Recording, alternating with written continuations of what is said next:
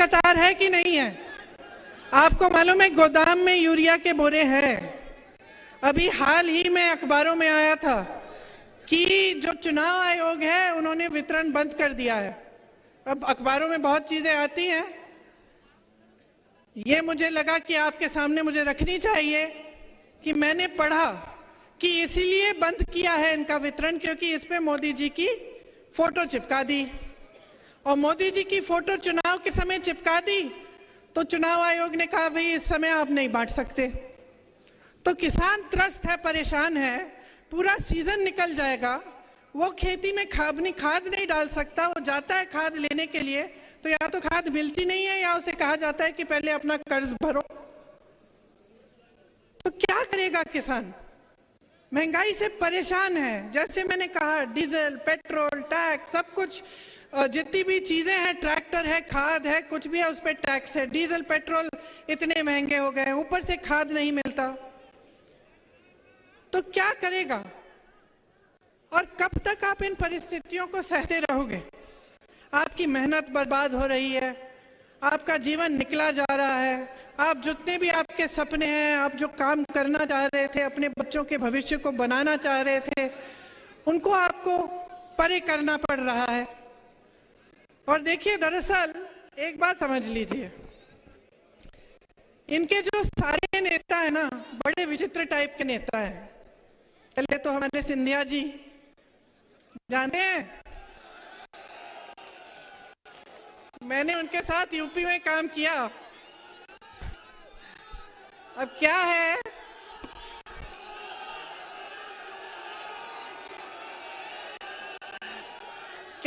कि कद में थोड़े छोटे पड़ गए हैं?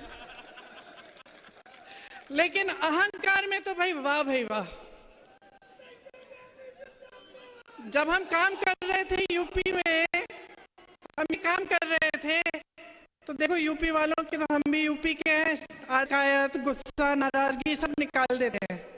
महाराज बोलने की आदत नहीं। कार्यकर्ता जाता था, कहते हैं दीदी कि हम क्या करें, महाराज महाराज कहना पड़ता है, हमारे मुंह से नहीं निकलता तो फिर कुछ काम ही नहीं होता हमारा। वैसे उन्होंने अपने परिवार की परंपरा अच्छे से निभाई है।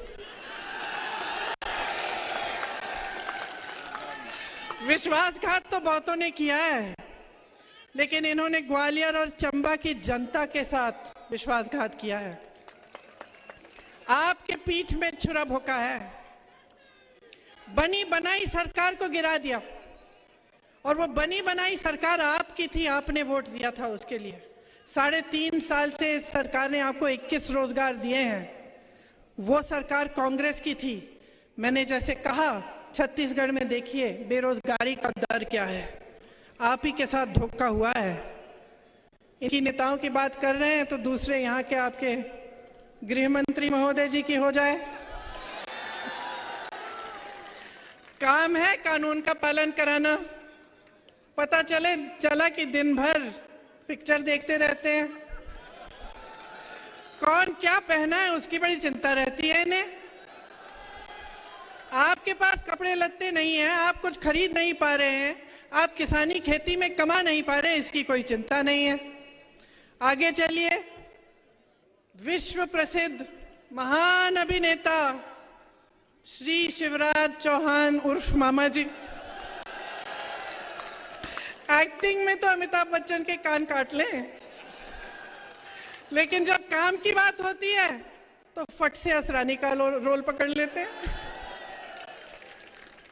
और मोदी जी का तो आप पूछिए ही मत। मोदी जी का क्या कहना, देश के पहले ऐसे प्रधानमंत्री हैं जो परमानेंट अपनी ही पीड़ा में परेशान रहते हैं।